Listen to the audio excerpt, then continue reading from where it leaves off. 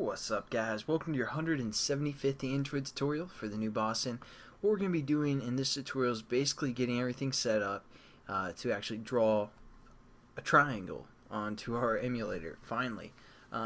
It might take one more tutorial before we actually can see it, but we're at least going to draw to it. So, in that line of code that I wanted to show you guys, or why I didn't type in the last tutorial, because I wanted to try and find some pictures of how it would connect our vertices using these different modes for the most part, but I couldn't actually find any pictures online, so we're just gonna wing it, and I'll try and explain it to the best of my ability. But all we're gonna do is, again, within our enabled client state, we're just gonna relate to the GL object being passed in again, and we're just gonna say glDraw, and we have two draw methods, arrays and elements, and we're gonna use the elements because we have basically a index buffer set up, again, that short buffer, and that's what we're going to relate to with the glDrawElements. With the glArrays, you don't actually need a buffer, as you can see within the parameters, but we want to get a little bit more specific to draw the way that we'd like, so we're going to use the glAelement. And the mode is what I wanted to show you guys. Basically, it's going to connect our points or vertices in different, or indexes I should say, because again we created these 3 points out of the coordinates for the most part, and it's going to connect those points different ways. So again we're going clockwise, starting at 0, 1, 2, and we can connect those either by like creating a line. We can connect those with like a line where it connects the last and the first point that we started with.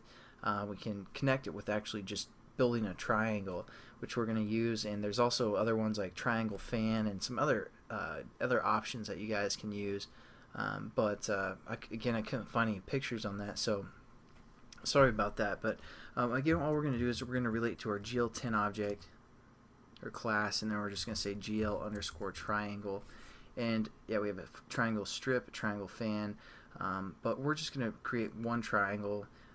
You guys, if you can find it, like leave a comment in the video or something to help other people see what these actually do.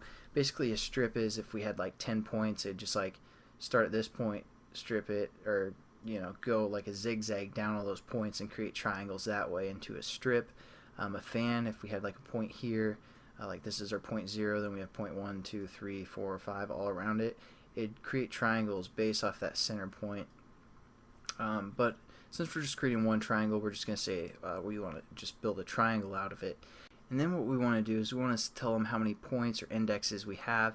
Again, our index array up here has 3 points, so we're just going to say 3, or just to be a little more program cautious, we can just say p index dot length.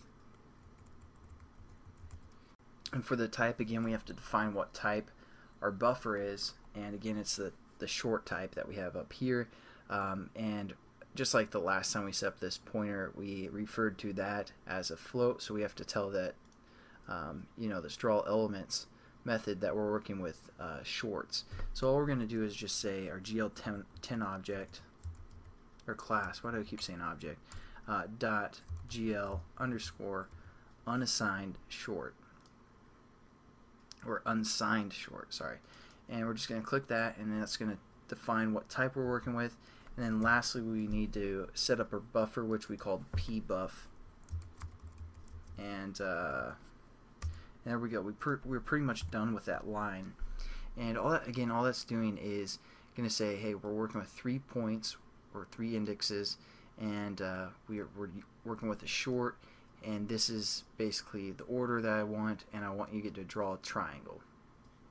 Again, going counterclockwise, all that good stuff.